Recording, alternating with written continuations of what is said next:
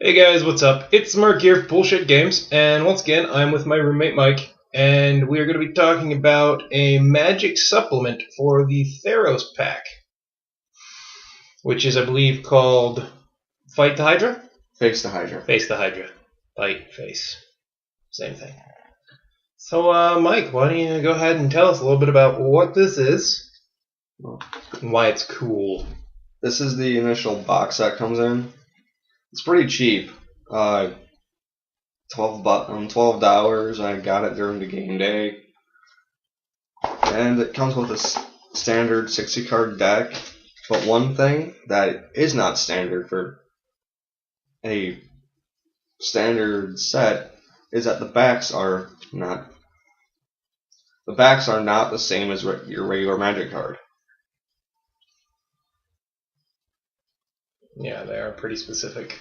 The reason for this is because even though they are released as a supplement to the Theros block, you are not allowed to use these in actual play, even though that would be amazing.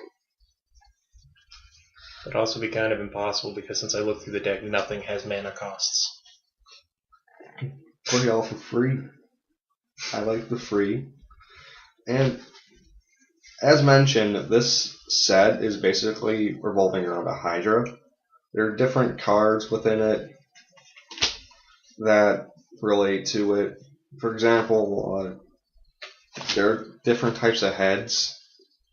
And how the set works is that you start out with the basic Hydra head.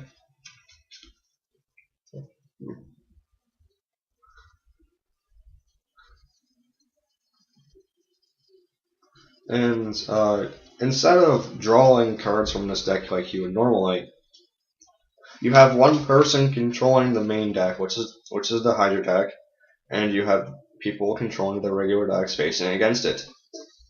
If I can hopefully get it into view.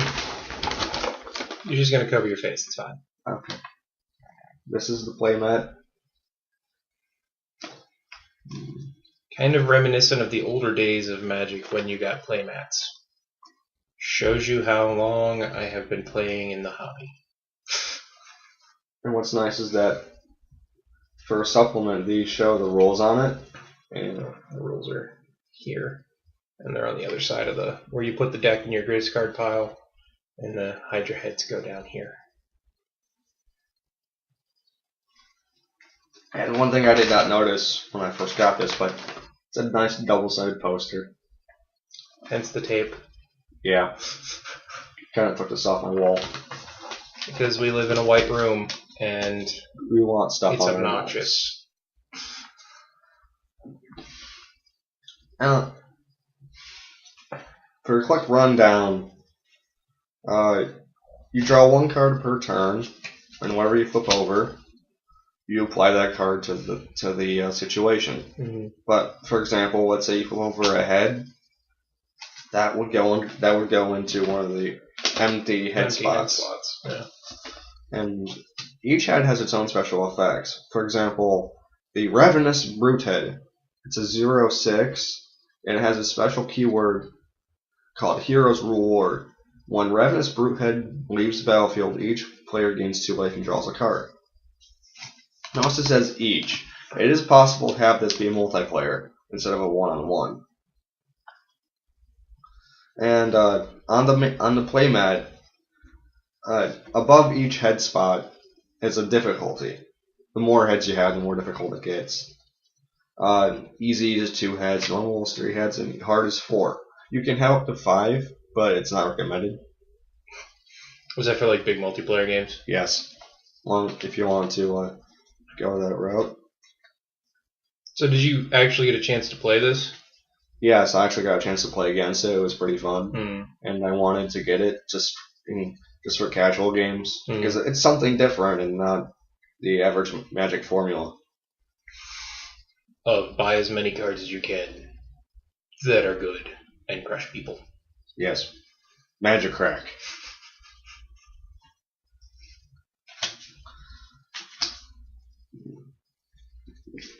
I will say an expansion like this is something that I would consider playing instead of regular games of Magic. Because it takes away some of the things that I don't like about collectible card gaming. Like having to deal with decks that are just obnoxious because people built them off of lists on the internet. Because we want the monies. They want to win, and that's all that matters. Winning. And another unique thing about this set is that it has a secondary creature type called Elite, which is only exclusive to the non-basic Hydra heads. There are certain cards within the deck that relate to these. Just to give it more diversity. And what's nice about the supplement is that you can play with the basic cards that you're given, or you could buy like 3 to 4 of these and pretty much create your own custom deck because they all have the same back. Oh, that's kind of neat. I didn't think about that, but that's a good point. You could just create your own customized Hydra deck. Mm-hmm.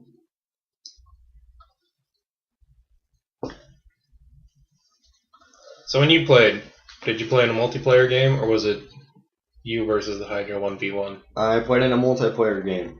And what was nice is it's in the rules.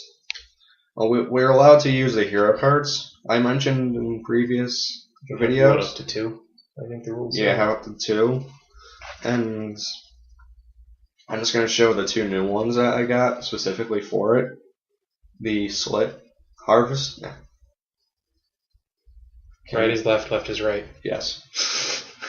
Harvester, which I'm surprised due to its color that it has this effect because I wouldn't expect it to have it.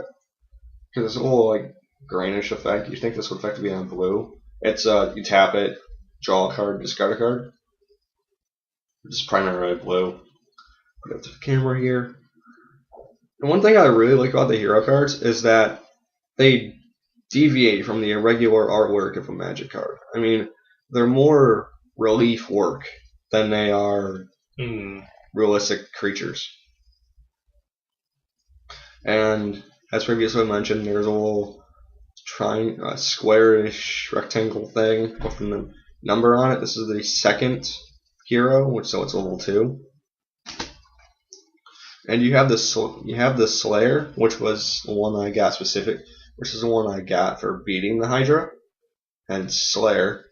And I'm kind of glad that these are not allowed in regular play because this is broken. It's a whole 3, and when you play it, or put it off to the side of your deck, you gain 7 life automatically from the start. So instead of starting with a basic 20 life, you start with 27. And what's nice is that these effects are treated as like regular Magic cards. Whereas since this one has a tap effect, you can apply regular tap rules to it for like tapping it on your opponent's turn and activating the effect. But like your opponent could play like that doesn't untap in your next untap phase on it. Right? Sort of. I mean, that would make sense. If you could tap it however you could normally tap it. Or heroes exempt from things like that. Heroes are exempt from things like that because they're in a special zone called the Commander Zone, which was the zone originally developed for the aptly named Commander supplement, and that was just the field that it came with, that it's just been stuck with. Whereas they're just like nice little extras. They affect the game, but not as much as you think that they would. And the 7 life is nice because there's a lot of effects that deal damage in this deck. Yeah, I noticed that when I looked through it earlier. Like, for example, this one. Torn Between Heads.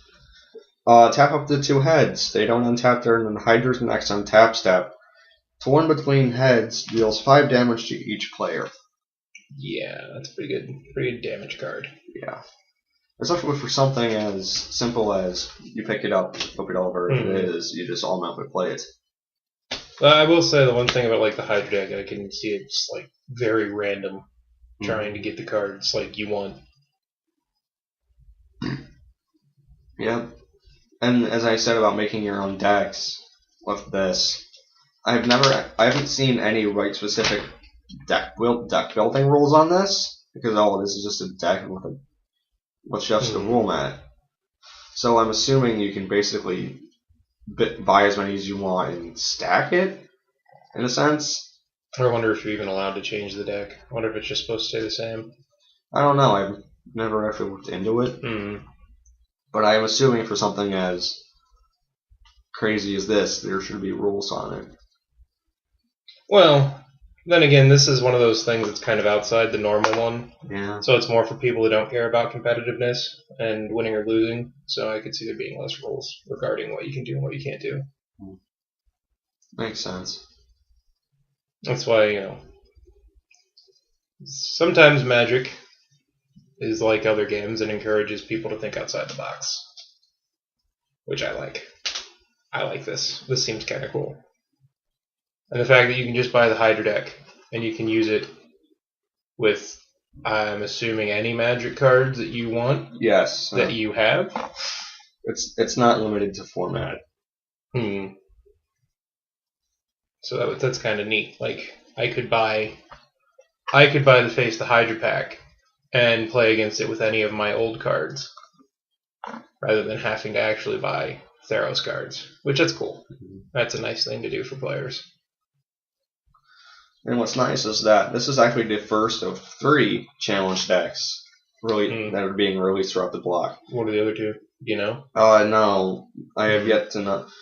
They are probably going to be revealed at the end of each block, since Face the Hydra was released at the end of the Theros one. And the next one, Born of the Gods, is coming out in February, which I'm assuming that another challenge deck will be released beside it, and I'm looking forward to see what it is. How long has Theros been out?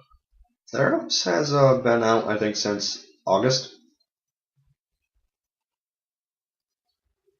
August or September, I'm not entirely sure. That's kind of interesting. It's interesting to see the difference between release schedules for card game cycles and release schedules for miniatures game cycles. I was just thinking of that in my head. So you won.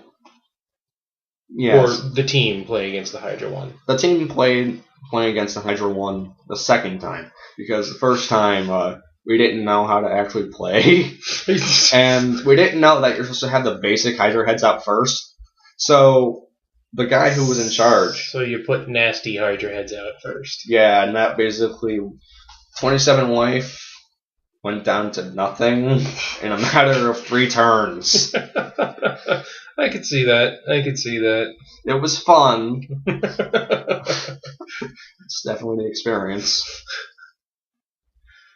Oh, it's good that you got to play it a couple times, and it sounds like a really interesting expansion. So, I mean, if you like to play Magic, but you don't like to always play the highly competitive games where it's all about winning or losing, you like to do more themed games, I think this would be right up your alley, because it's very much themed gaming. It's not a lot of you're going to win because of your deck build. There's a lot of, I want to say, chance involved, or so it seems.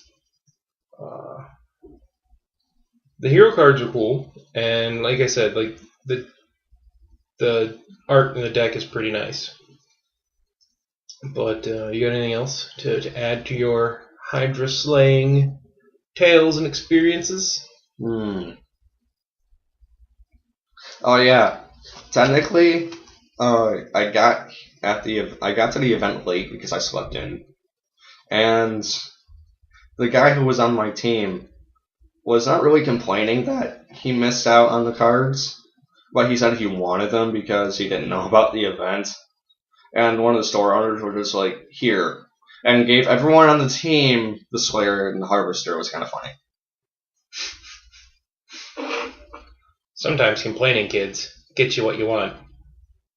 But don't do it. It's annoying. Please don't do it. Nobody likes that. But I think that's going to wrap it up here for us, talking about the Face the Hydra Theros Challenge deck and sort of what comes in it. Hopefully you guys enjoyed. If you did, leave us a like or subscribe, and we will see you next time here on Bullshit Games.